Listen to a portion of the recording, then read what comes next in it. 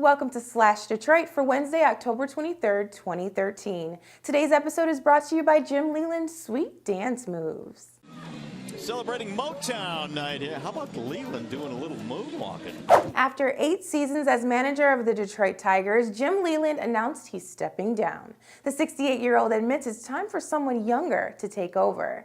Although the Tigers were eliminated from the postseason earlier than they preferred, they're coming off 3 straight AL Central titles and 3 straight trips to the ALCS. Tigers bench coach Gene Lamont is in the running for the position, but no replacement has been confirmed.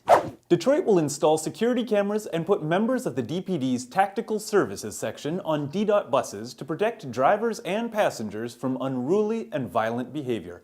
Monday morning's bus service was disrupted when more than 100 drivers called in sick as an unofficial protest to their lack of protection. In the last week, 2 drivers have been stabbed and another had urine thrown on her. Governor Rick Snyder announced Monday he will close his Nerd Fund, but controversy continues over his refusal to identify who gave more than $1.6 million to the nonprofit he formed after taking office in 2011.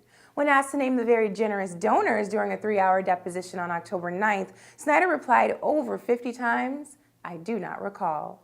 The fund will be replaced with a more transparent version whose quarterly financial statements will be available online, making them much more recallable.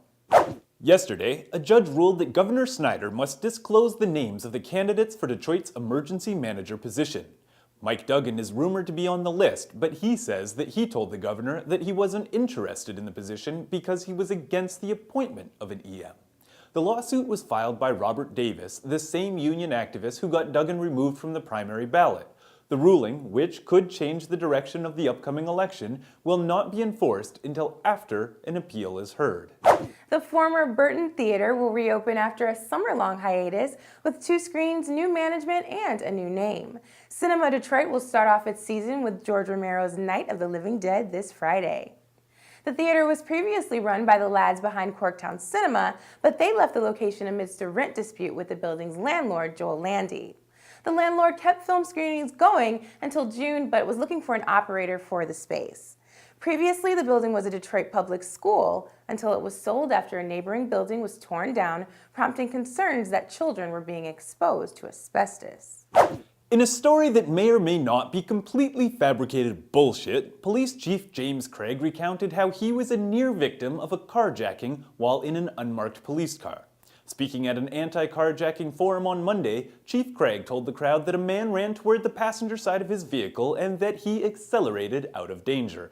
While that may be the correct action for a citizen to take, the chief, who was in a car with police radio and presumably with a weapon, didn't mention pursuing the suspect.